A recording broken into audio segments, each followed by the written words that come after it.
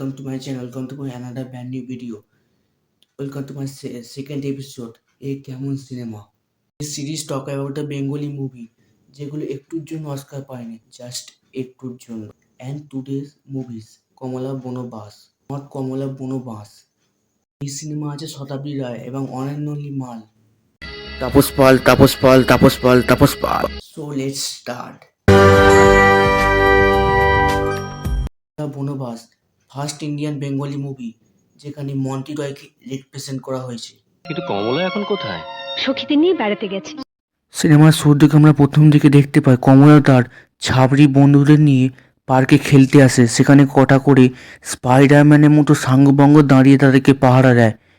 তখনই আমাদের হিরো কাঞ্চন ছুটে আসে এবং লাফিয়ে স্পাইডারম্যানের মতো এদিক সেদিক করে উত্তর দক্ষিণ মেরু এদিক সেদিক করে সেসব ডাকাতগুলোকে হারিয়ে দেয় এবং ঘরে পাঠিয়ে দেয়। ওহ কি নিশানা! ও তারপরে কাঞ্চন কমলা দেখে এইভাবে তাকায়। কি তাকানো! তুমি কামের ফাঁদে পড়েছো। এরপর টেলিপ্যাথির মাধ্যমে একে অপরের মনের কথা জেনে যায়। আমার নাম ঠিকানা জানতে চাও? তুমি আমার মনের কথা কি করে জানলে? আমার মন তো চাইছে তোমাকে হৃদয় দিয়ে ভালোবাসতে। এহে রহা नहीं जाता, तड़प ही ऐसी है ना। नहीं, सोके। এরপর দেখা হয় ঠিক 10 মিনিট পরে। ঠিক 10 মিনিট পরে নাচবে, গাইবে, ন্যাকামি করবে এবং চুম্মা চাটি খাবে। A few moments later. এরপর কমলা ও কাঞ্চনের বিয়ে হবে। দুঃখের সে কমলা স্যাড সং গাইবে। আগেই বুঝলেন কমলার সঙ্গে তার স্যাড সঙ্গের বিশেষ সংযোগ আছে। এরপর ফুলসজ্জার রাতে তান্ত্রিক এসে বলবে তার বাবা 20 টাকা ধার নিয়ে একটা বিড়ি খেয়েছিল এবং তা আনতে সময় লাগবে 12 বছর। তারপর ভাজিনটি রোল করার কষ্টে কাঞ্চন এবং কমলা দুঃখে স্যাড সং গাইবে। তারপর কমলা কান্নাকাটি করবে এবং তার ছাপড়ি বন্ধুকে বলবে এবং তার ছাপড়ি বন্ধু বলবে কি করে তার শাশুড়ি এত বছর সংসার করেছে। আমাকে দেখুন, ওনার তো স্বামী নেই, অথচ তাকে শক্ত করে জমিদারি চালাচ্ছেন। আপনাকেও শক্ত হতে হবে। তারপর শাশুড়ি এবং বৌমার মধ্যে প্রেমের খেলা শুরু হয়। কি বৌমা আমার, আপনাকে একা রেখে আমি কোথাও যাব না মা। যতদিন না আপনার ছেলে ফিরে আসবে ততদিন আমি আপনার কাছেই থাকব। কাঞ্চন অনেক দিন ধরে করতে না পারার দুঃখে কাঞ্চন হাসে পিঠে চড়ে এবং ঘরে চলে আসে এবং মুখ কালো করে ফিরে যায়।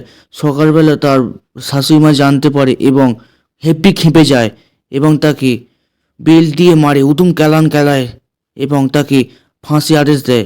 এবং তারপর জল্লাদ তার অরিজিৎ সিং এর গানের মতো গলা শুনে তাকে ছেড়ে দেয় এবং সে কমলের এদিক ওদিক ঘুরে স্যাড সং গায় এবং সেই রাজ্যের এক কাকা তাকে আশ্রয় দেয় এবং তার বাচ্চা হয়। সেই রাজ্যের দাইমাকে দিয়ে তাকে পাঠিয়ে দেয় এবং কমলা সকালবেলা তার সন্তানকে না পেয়ে দুঃখে স্যাড সং গায়। তারপর 12 বছর পর কাঞ্চন ফিরে আসে। তারপর না ভুঁড়ি হয়েছে, না চুল পেকেছে, না দাড়ি পেকেছে, কিছুই হয়নি। এবার মায়ের কুকীর্তির কথা জানতে পারে এবং ওভার অ্যাক্টিং করে কমলা খুঁজে বেরিয়ে পড়ে। কমলা আমাকে ছেড়ে যেতে পারে না, আমাকে ছেড়ে যেতে পারে না কমলা। কমলা খুঁজে পায় তার ছেলেকে এবং রাজ দরবারে যায় তাকে নিজের ছেলে প্রমাণ করতে। নিজের ছেলে প্রমাণ করতে গেলে কি লাগে? DNA test. আমার এখানে কমলা বলবে নিজের ছেলে প্রমাণ করতে গেলে কি লাগে। কপালে রাজ টিকার চিহ্ন ছিল, এখনো তা কপালে আছে। কি? এরপর কমলা লজিককে ছাড়িয়ে রাজা আমাদের বলবে আরোগ্য সায়েন্টিফিক পদ্ধতিতে কিভাবে তার ছেলেকে প্রমাণ করতে হয়। এই প্রমাণটা আরো বেদনাদায়ক। মানিক কুমার দুজনের মুখের দিকে তাকিয়ে থাকার পর ভগবানের আশীর্বাদী আর ভোলানাথের কৃপায় যে রমণীর বুক থেকে দুগ্ধ নিঃসৃত হয়ে মানিক কুমারের মুখে গিয়ে পড়বে সেই হবে মানিক কুমারের প্রকৃত গর্ভধারিণী। কতই রঙ্গ দেখি দুনিয়ায় ও ভাই রে।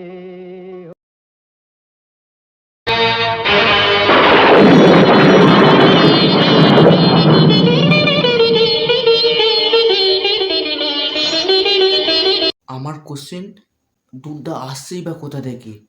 এমনকি দুধটা এমনি বা করছে কি? লজিক। কাঞ্চন 12 বছর করতে না পারার দুঃখে মেয়েটির তন্তিটকারি মারে এবং উদুম কেলানি খায়। কষ্ট বুঝি আমি কাঞ্চন, এই কষ্ট বুঝি আমি। কেউ চায় না আমায়, কি দোষ আমার বলো, বুকের থেকে ঠেলে আমায়। তারপরে কাঞ্চনের সঙ্গে কমলার মিল হয় এবং শাশুর সঙ্গে মিল হয় এবং একসাথে সংসার করতে শুরু করে দেয়। The end.